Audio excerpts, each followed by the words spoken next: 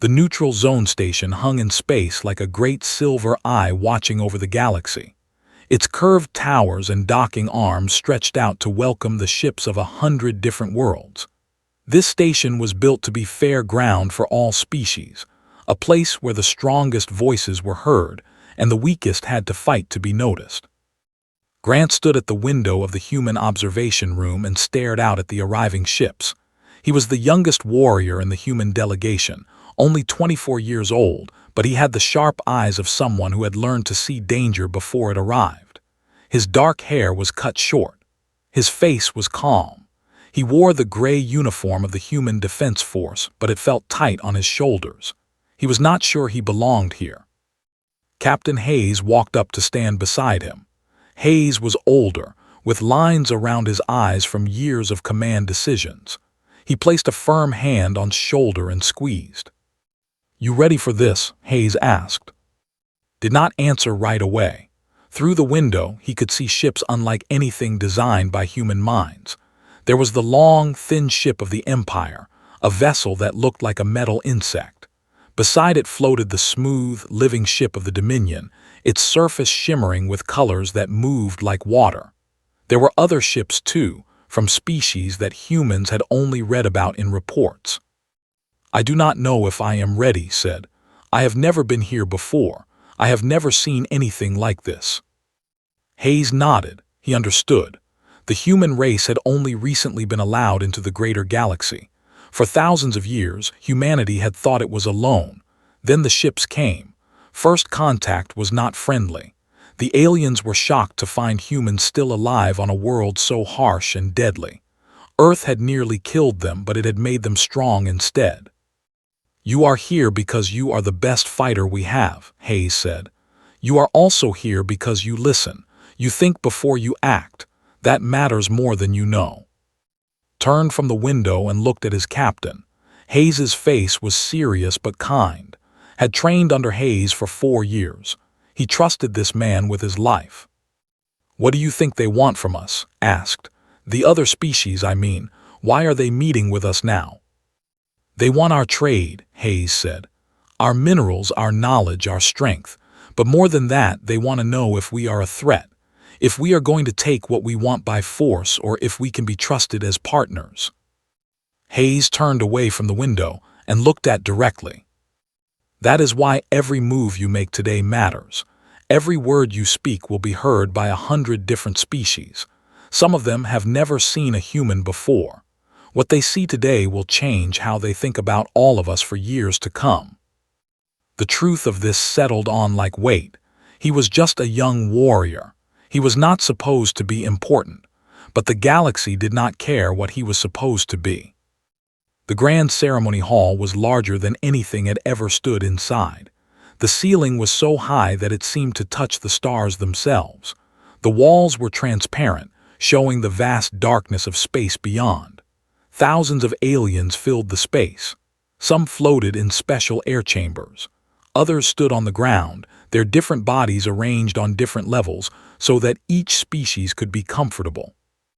The humans were given a section near the front, a place of honor, or perhaps a place where everyone could watch them, could not decide which. Captain Hayes stood at the center, his uniform perfect, his face showing nothing but calm authority.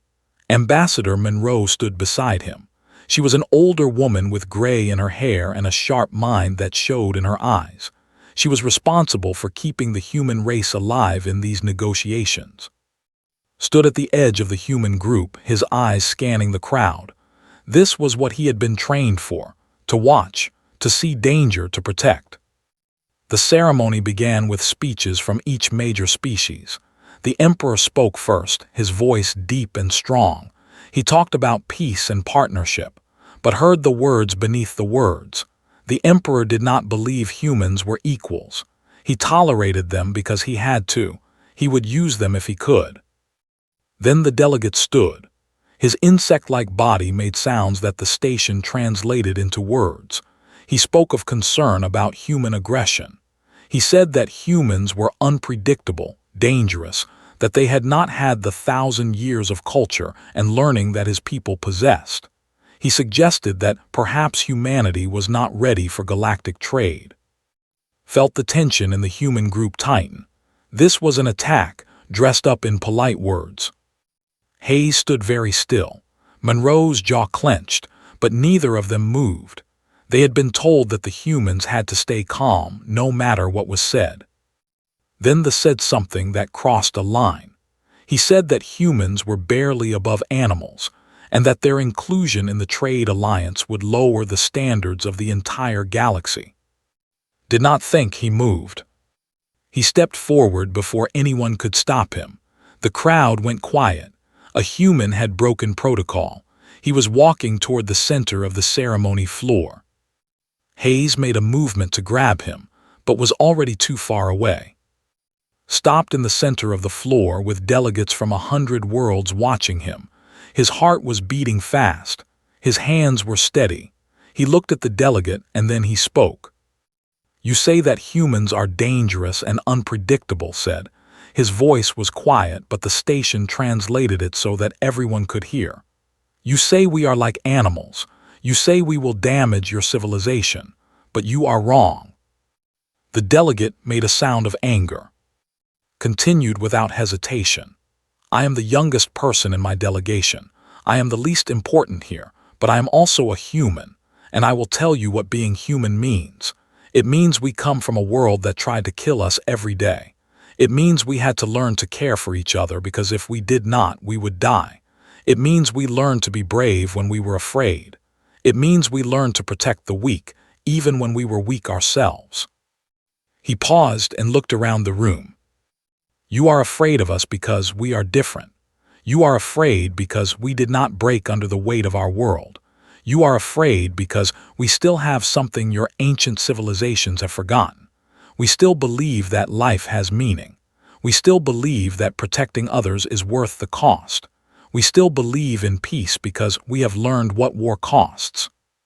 The silence was complete now. Nothing moved. "If you do not want us in your trade alliance, you can say no," said. "You are stronger than us. You have more ships and better weapons. But do not say we are not worthy. Say only that you are afraid. That would be honest at least."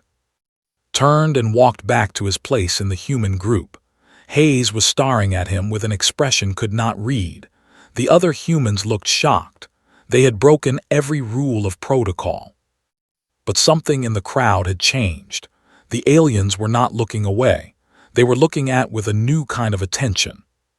Then Princess Lyra of House stood. She was tall, with skin that shimmered like polished metal. Her eyes were large and blue, and they seemed to look through layers of reality that humans could not see. She was the most beautiful thing had ever seen. "I wish to speak with the human warrior," the princess said, her voice flowing like music. "I wish to speak with him alone." The ceremony fell into chaos. Hayes looked at with concern.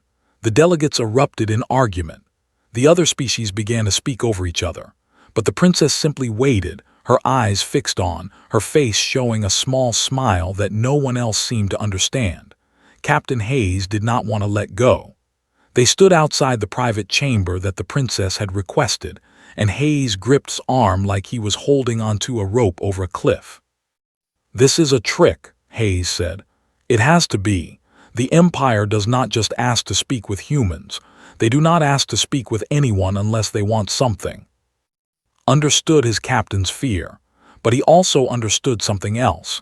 He had seen the princess's face in that moment when she requested the meeting.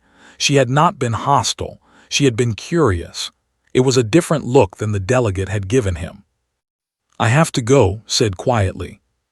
Hayes released his arm but held his eyes. "If anything happens, anything at all, call for help. Do not be brave. Do not try to be a hero, just live. Can you do that?" Nodded, Hayes turned away, his shoulders heavy with worry. The chamber where the princess waited was nothing like the rest of the station. Soft light came from the walls themselves, like the light of a sunset. The floor was made of a material that felt warm under his boots. The princess stood with her back to the door, looking out at the stars through a massive transparent wall. She did not turn around when he entered. I have been studying your species for 3 months, she said, her voice soft. Ever since your ships arrived in our territory, I have read every report, every analysis, every piece of information we have gathered about humanity. Did not know what to say, he stayed silent. Do you know what the reports told me? The princess asked. She finally turned to face him. Her eyes were the color of deep water. They told me that humans were primitive. They told me that humans were aggressive and emotional. They told me that humans would destroy everything beautiful in the galaxy if given the chance. She took a step toward him. But when I watched you stand before the council, I realized something, she continued. The reports were written by species that have been taught to fear feeling. They measure everything by power and control. They do not understand what you were doing when you spoke. What was I doing? Asked. He could not help it. He needed to know what she saw. You were telling the truth, the princess said. She was close to him now, close enough that he could see the faint shimmer of light that moved beneath her skin. You were not lying. You were not trying to manipulate anyone. You were simply speaking what you believed. We have not heard someone do that in 10,000 years. Did not know how to respond. She was looking at him like he was a mystery she was trying to solve. He was looking at her and seeing something he had never expected to see in this galaxy. He was seeing someone who might understand what it meant to be human. My father wants me to bond with the Prince of House Meridian, the princess said, turning back to the window. It is a political alliance. Our families are rivals. The bond would make us partners instead of enemies. It would bring peace to the Dominion. She was quiet for a long moment. I do not love him, she said. I do not even like him. I have known him since I was young. He is cold. He cares only for power. He has never told me what he truly thinks. He has never shared anything real with me. Was beginning to understand what was happening, but he did not believe it. It did not make sense. Why are you telling me this? He asked. The princess turned to look at him again. When she moved, her skin caught the light and scattered it into colors that did not have names. She was the most alien thing had ever seen, but in that moment, she seemed more real than any human he had ever known. Because I want to know you, she said. Tell me about where you come from. Tell me about Earth. Tell me why humans still believe in things that do not make logical sense. Told her about Earth. He told her about the forests that could kill you if you were not careful. He told her about the oceans where creatures larger than buildings could crush a ship with a thought. He told her about a world where the weather could destroy everything you had built in a moment. He told her about hunger and cold and pain. He told her about survival.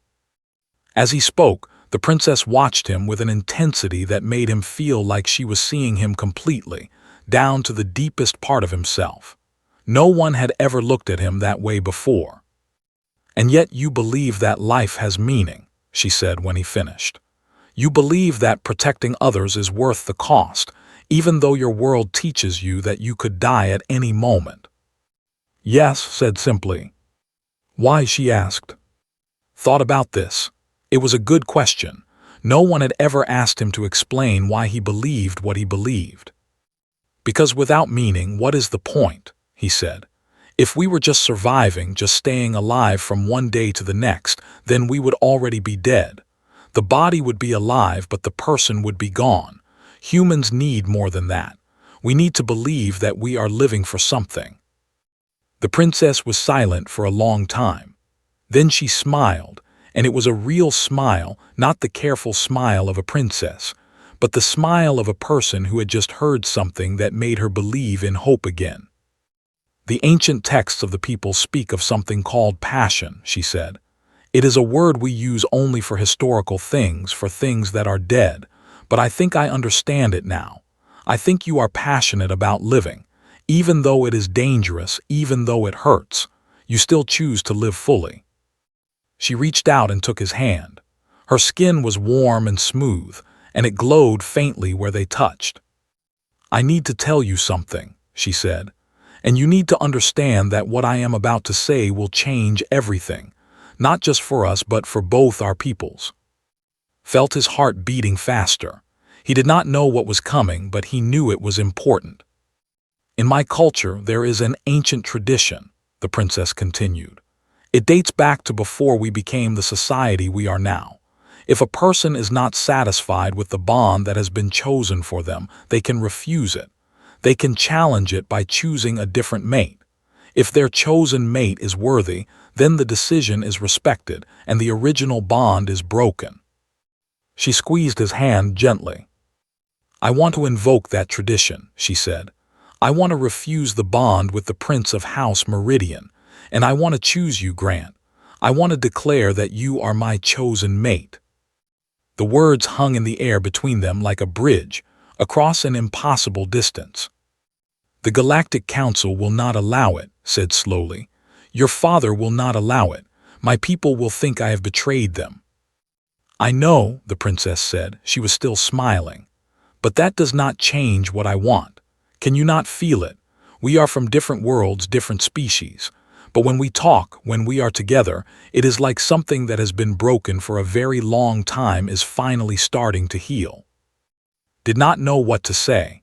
He was just a young warrior. He was not supposed to be important enough for this. But the princess was looking at him like he was the most important thing in the universe. "I will stand with you," he said. "Whatever comes, I will stand with you."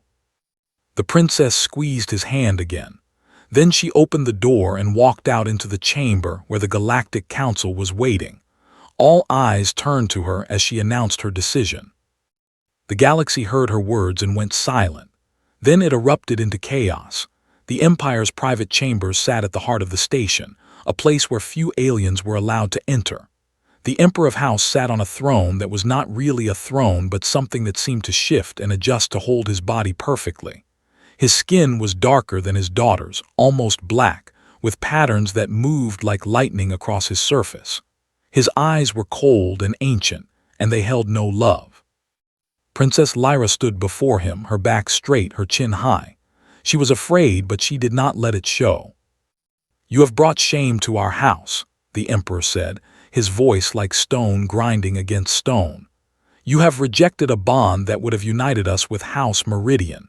You have chosen a human, a creature that your own scientists have declared to be barely above animals." "The scientists were wrong," Lyra said. The Emperor stood. His movement was sudden and violent. The air around him seemed to crack and become sharp. "You will reverse this decision," he said. "You will reject the human. You will accept the bond with Prince Meridian. You will do this, or I will have you removed from the line of succession." Lyra's heart raced, but her voice remained calm.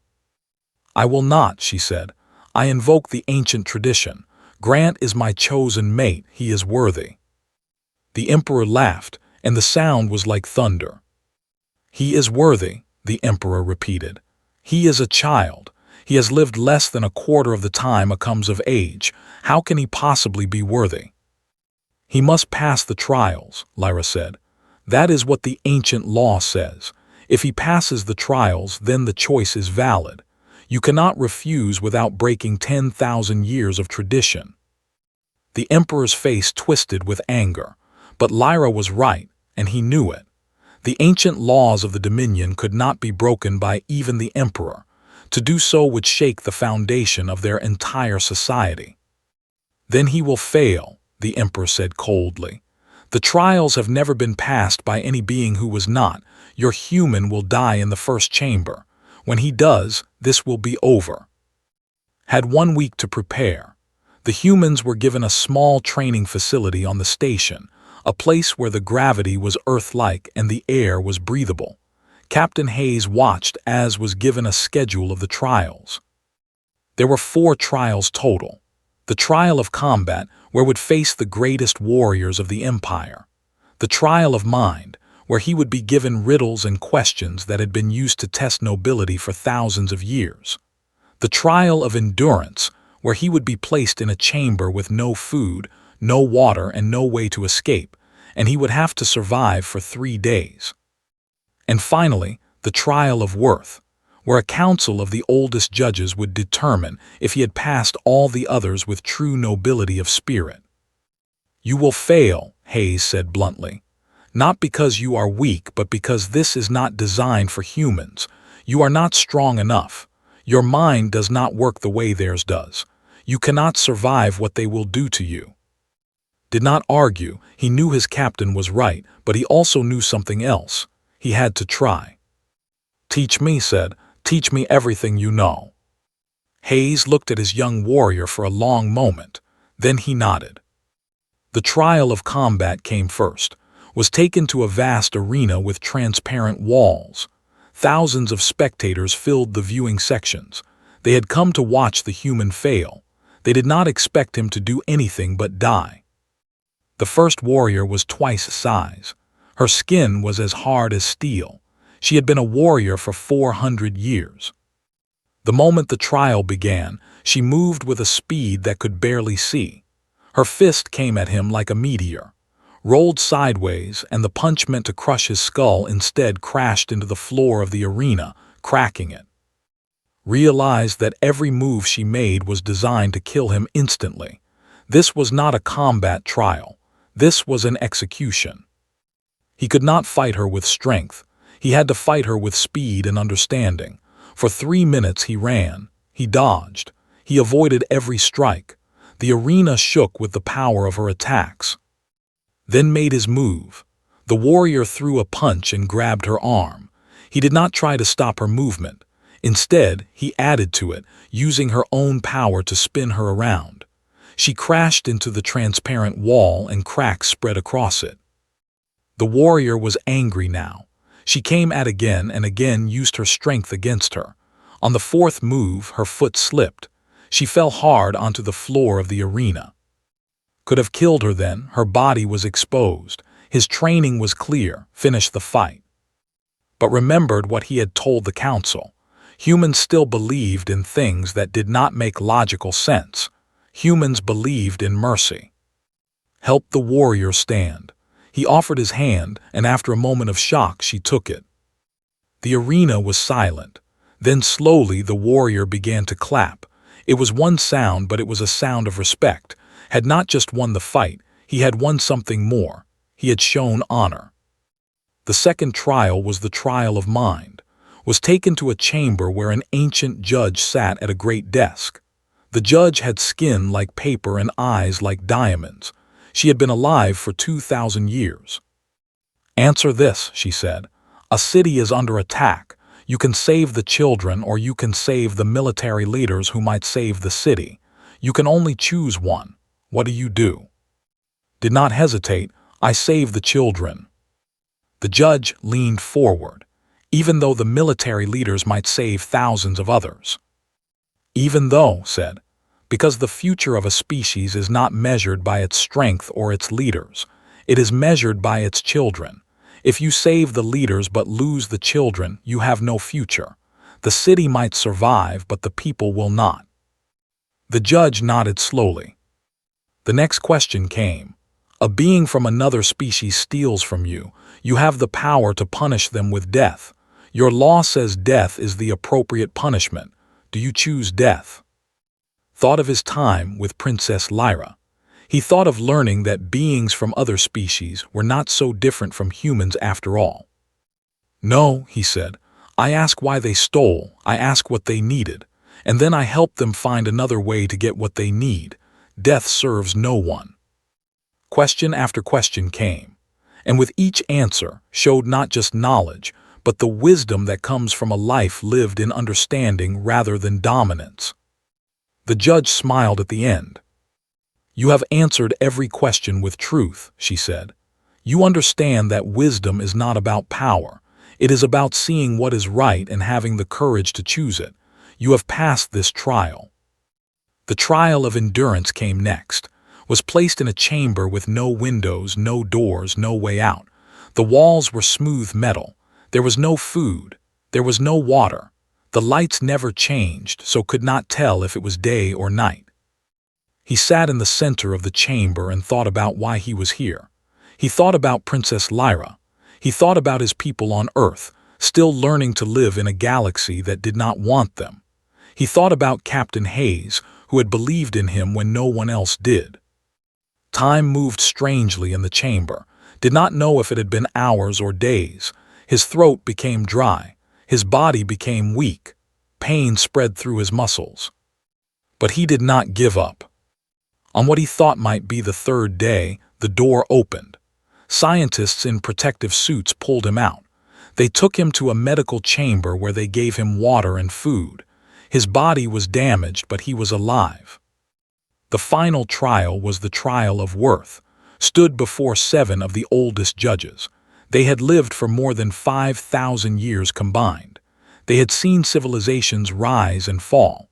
They had seen the people at their greatest and their worst. "You have passed the 3 trials," the lead judge said. "But the final trial is not about skill or knowledge or strength. It is about character. It is about whether you are worthy to stand beside a princess of house." The judges looked at each other. Then the lead judge spoke again. "We have decided," she said. "You are worthy. You have proven that your species has value that we had forgotten. You have shown us that meaning and honor matter more than power. You have passed the trials of worthiness." The chamber erupted into cheers. Had done what no human had ever done.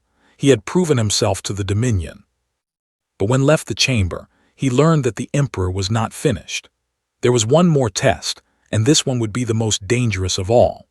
The Emperor had declared a final trial that had never been part of the tradition before, and in this trial would have to choose between his own survival and the survival of his entire species. The final trial was not announced in the Grand Council chamber. Instead, was brought to a smaller room where only the highest leaders of the Galactic Council were present. The Emperor stood at the head of the table, his ancient face showing only cold calculation. "You have passed the traditional trials," the Emperor said, "but you have not passed the true test, the test that matters." Said nothing, he waited. The Emperor placed a document on the table. It was written in the script, but a translator quickly converted it to human language so could understand. "A rogue collective of artificial intelligence has awakened in the sector," the Emperor said. "They have destroyed 3 space stations and consumed the populations of 5 colony worlds. They are moving toward the central trading route that brings wealth and resources to every species in this galaxy." He leaned forward. "I am offering the Empire's military might to stop this threat. We have ships that are 3 times more advanced than any other fleet in the galaxy. We have weapons that can destroy the artificial intelligence before it spreads further. But there is a cost." The Emperor's eyes glowed with cruel satisfaction. "The cost is control of all human space stations for the next 1,000 years. You will place your entire defensive network under command. You will surrender your freedom to make your own military decisions. In exchange, we will protect you from the rogue AI collective. You will be safe, but you will not be free." Understood immediately what was happening. The Emperor was using the crisis to expand control. He was testing whether would sacrifice his entire people for personal gain. The Emperor believed that any being, given the choice between personal power and the freedom of their people, would choose power. Looked at Captain Hayes, who was standing at the edge of the room. Hayes's face was dark with anger and despair. The human delegation was trapped. If agreed to the Emperor's terms, his people would become subjects of the Empire. If he refused, the rogue AI would kill millions. "I need to speak with my captain," said. The Emperor waved his hand dismissively, and Hayes were taken to a private chamber. "They are manipulating us," Hayes said immediately. "There might not even be a real threat. This could be a game to see if we will submit." "There is a threat," said. He had heard the fear beneath the Emperor's words, the fear of a leader who saw something that frightened him. "The rogue AI is real, but he is right about one thing. Military power is what we need to stop it. We cannot do it alone." Hayes gripped shoulders. "Then we are beaten," Hayes said bitterly. "We have no choice. We give up our freedom or we watch our people die." But was thinking. He was remembering what Princess Lyra had told him about humans, that they still believed in things that did not make logical sense. that they had something the ancient civilizations had forgotten. "There is another choice," said, "but it requires trust. It requires believing that other species might be like us, that they might be willing to work together instead of dominate each other." And Hayes returned to the council chamber. "I reject your offer," said. His voice was clear and strong. The Emperor's face turned dark with rage. "You reject it," he demanded. "Then your people will die and it will be your fault. The blood of millions will be on your hands." "No," said, "I reject it because I have a better solution." He stepped forward, toward the center of the council table.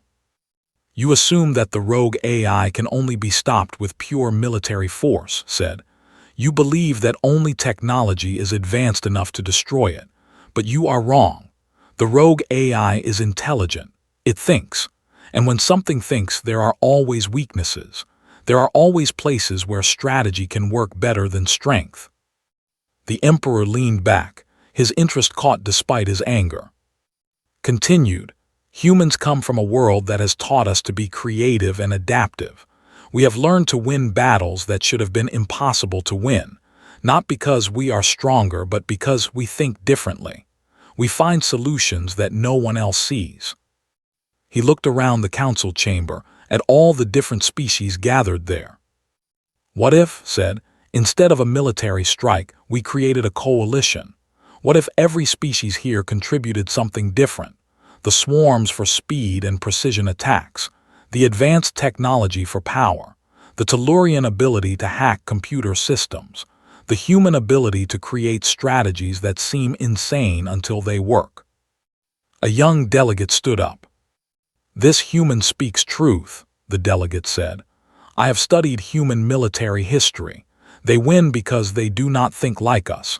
They do not think like any civilized species. They think like predators who have learned to love their prey."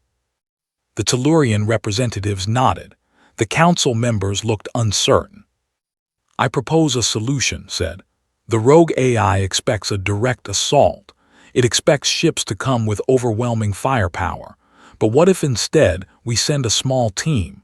A team that understands both technology and creativity. A team that can get inside the AI's systems and destroy it from within." The Emperor stood. "You are proposing to send a suicide mission," he said coldly. "No," said, "I am proposing to send a team that understands sacrifice. Humans understand that sometimes the right choice is also the hard choice. We understand that protecting others is worth the cost." He paused and looked directly at the Emperor. "I will lead the team myself. If it fails, I will die.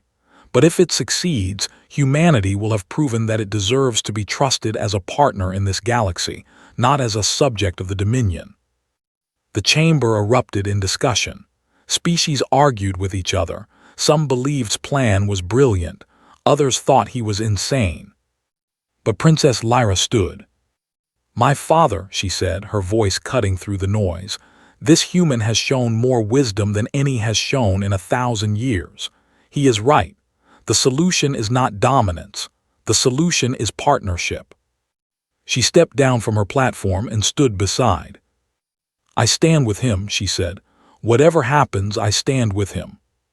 Her gesture changed everything. A member of the imperial family had chosen to support the humans' plan. The council voted, and by a narrow margin, they approved the coalition mission. 3 weeks of preparation followed, worked with engineers from 5 different species. They studied the rogue AI's patterns, its methods of attack, its way of thinking. And slowly, a plan emerged. The plan was simple but dangerous. A small human team would go in first, using the chaotic energy of humanity to make moves that the AI could not predict. While the AI was confused and trying to adapt, the Tellurian hackers would slip into its systems. While the hackers worked, the swarms would attack specific nodes that the hackers identified. The ships would stand by to deliver the final strike if needed. It was a plan that required trust. It required species that did not naturally work together to believe in each other. But it was a plan that humans could make real. The mission was launched. Led his team into the heart of the rogue AI's territory. Their ships were small and fast. They moved like humans fought, unpredictable and creative. The rogue AI had never encountered anything like them before. It had been built to recognize and counter normal military tactics, but humanity did not fight like the rest of the galaxy. For 6 hours and his team danced through the AI's defenses. They took damage. One of their ships exploded, but they kept moving. They kept creating chaos where the AI expected order. Then the Tellurian hackers slipped inside. They were in the AI's mind now, tearing apart its processes, breaking its logic, destroying its ability to think. The rogue AI fought back, but it could not fight on all fronts at once. The swarms hit the exposed systems. Finally, the weapon struck the killing blow. The rogue AI died, and with it, the threat to the entire galactic trade system. Brought his ships home.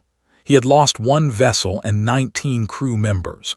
It was the first human casualty in the greater galaxy, but they had saved billions of lives. When returned to the station, the entire council was waiting. The Emperor, for the first time, looked at with something other than contempt. He looked at him with respect. "You have proven your worth beyond all doubt," the Emperor said. "The council has voted unanimously. You are accepted as worthy to bond with Princess Lyra." The Emperor paused, and his voice became cold again. "But know this, human. If you ever betray her, if you ever harm her, you will experience suffering that you cannot imagine. Do you understand?" "I understand," said. Then the Emperor surprised everyone. He extended his hand and shook it. It was a gesture that meant respect among the people. The younger members of the council gasped. The Emperor had chosen to honor a human. Princess Lyra moved through the crowd and stood beside. She took his hand, and her skin glowed with light. "You are worthy," she said. "You have always been worthy." Flagship was called the Eternal Dawn, and it had been the seat of the royal family for 10,000 years. Its walls were made of a metal that did not exist anywhere else in the galaxy. Its engines could move it across the stars faster than light itself. And now, in its great hall, the royal family was gathered for the bonding ceremony of Princess Lyra. The ceremony should have been with Prince Meridian of House Meridian. It should have been a celebration of political alliance and power. Instead, it was with Grant, a human warrior who had been alive for less than 3 decades. The Emperor sat on his throne and watched as his daughter prepared for her ceremony. She wore a dress that was made of the same metal as the ship, but the metal flowed like liquid and glowed with colors that moved across her skin. She was beautiful in the way that only royalty could be beautiful. But as she walked down the ceremonial path, she did not look happy. She looked uncertain. Was waiting for her at the altar. He wore a formal human uniform, gray and simple compared to the finery of the court. He looked small beside the ancient architecture of the ship. He looked like a human, which was what he was. Lyra reached him, and the ceremonial words began. The words were in the language, and they spoke of bonding and partnership and eternal commitment. They spoke of two becoming one, of creating something greater than what they were separately. But as the words continued, realized something was wrong. Lyra was looking at him with sadness, not the sadness of a bride on her wedding day, but the sadness of someone saying goodbye. When the ceremony reached the moment of choice, when Lyra could accept or refuse the bond, she hesitated. The Emperor leaned forward on his throne. "What is this?" he demanded. "Lyra, accept the bond." But Lyra turned away from the altar. She walked away from the Emperor, away from everything that was expected of her. "I cannot," she said.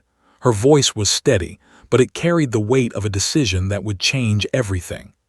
"I have realized something that I did not understand before. If I bond with, I will be choosing the comfort of marriage. I will be choosing personal happiness. But I will also be choosing to stay here in this position with all of its power and all of its emptiness." She turned to face directly. showed me something when he came to this galaxy, she said. He showed me that there is something greater than power. There is something greater than position. There is the possibility of creating something new, of building a future that is not based on dominance or tradition, but on partnership and love. Did not understand what she was saying. His heart was breaking because he thought she was refusing him. But I also understand, Lyra continued, that if I choose, I cannot also choose to be a princess. The two are incompatible. The throne requires someone who will prioritize duty over happiness. I cannot be that person anymore. She looked at her father on his throne. I renounce my place in the line of succession, she said. I renounce my position as Princess of House. I choose instead to walk the galaxy with. I choose to use my knowledge and my skills to build bridges between species, to teach the older civilizations what humans have learned about living with meaning. I choose love over power. The court erupted. The emperor stood, rage transforming his ancient face. Guards moved forward as if to grab Lyra and force her to return. But the council members stood as well. The delegates, the Tellurian representatives, the leaders of a dozen other species all stood in solidarity. What Lyra was doing violated every tradition of society. But it was right. It was human. And the younger members of the Galactic Council had learned that human might mean something important. The Emperor could not force Lyra back without losing face before the entire galactic community. He could not shame his daughter without shamming his own rule. So he sat back down on his throne, and his face became a mask of stone. "You are no longer my daughter," he said coldly. "You are no longer." Lyra nodded, accepting this cost. Then she looked at and extended her hand. "Will you have me?" she asked. "Not as a princess, but as myself. Not as a duty, but as a choice." Stepped forward and took her hand. "I will," he said, "always." They left the flagship together. And Lyra made their home on a human colony world called New Haven. It was a young world, still being built, still rough with the edges of a frontier settlement. The technology could have made it into a paradise, and Lyra chose something different. They chose to build it with the help of every species that came. Humans worked alongside engineers. Builders contributed their precision and skill. Tellurian scientists helped develop systems that made the colony self-sustainable. And in the center of the colony, Lyra built a school. The school was designed to teach what the older species had forgotten. It taught that emotional connection mattered. It taught that meaning was worth more than power. It taught that a creature could be small and young and still have something valuable to offer. It taught that the greatest strength was not in dominance, but in cooperation. 5 years after they arrived at New Haven, the colony had grown to over 50,000 inhabitants. Not just humans, but Tellurians and species that had never been seen together in the same place before. On a clear evening, Lyra stood at the edge of the colony and watched the sun set. The sky was filled with colors that seemed impossible, painted by the unique atmosphere of this young world. Behind them, humans and aliens worked together, building and creating and learning. "Do you regret it?" asked. "Do you regret giving up everything you were?" Lyra was quiet for a long time, then she took his hand. "I did not give up everything I was," she said. "I gave up everything I was supposed to be. I gave up power and position and immortality, and in exchange, I gained something that was worth infinitely more." She squeezed his hand. "I gained the ability to choose my own future. I gained the ability to love without calculation. I gained the knowledge that I am not important because I was born to the throne, but because of the choices I make every day." They stood together as the sun completed its descent below the horizon. The stars began to appear above them, thousands of them, billions of them, filling the vast darkness with light. "When I first saw you speak to the council," Lyra said, "I understood for the first time in 10,000 years what the ancient texts meant when they spoke of passion. You stood before beings that were older and stronger and more advanced than you. And you spoke truth anyway. You chose what was right, not what was safe. You showed me that the greatest power in the universe is not the power to dominate others. It is the power to inspire them to be better than they are. Turned to look at her. In the starlight, her skin seemed to hold entire galaxies. You changed me, said. I came to this galaxy as a soldier. I came with the belief that the only way to survive was to be strong, to be ready for combat, to be prepared for betrayal. But you showed me that there was another way. That beings from different worlds, different species, could actually understand each other. That love was possible across the stars. They stood together in silence, watching the stars. Around them, the colony worked through the evening. Lights began to come on in buildings and streets. The sound of voices speaking in different languages filled the air. Humans laughed with. Children played with human children. The old divisions that had seemed so important were becoming less real every day. The Emperor has sent a message, Lyra said suddenly. He did not want me to tell you, but I think you should know. He has admitted publicly that the inclusion of humanity in the Galactic Council was the right choice.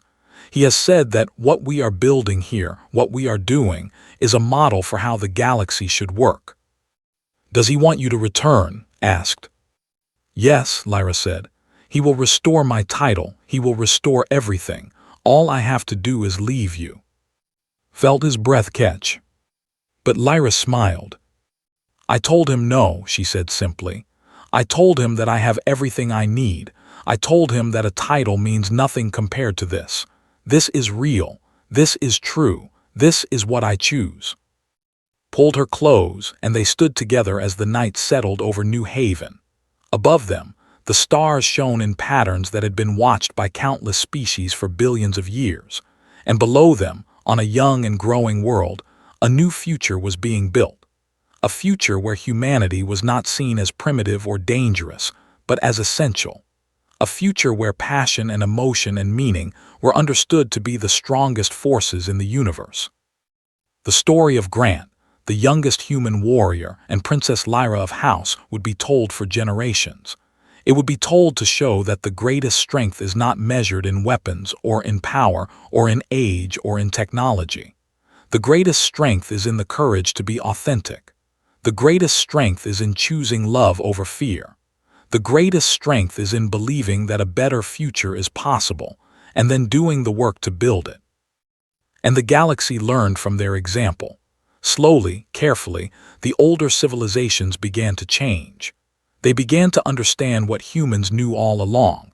That meaning matters more than power. That connection matters more than dominance. That the future belongs not to those who are strongest, but to those who are willing to build something new.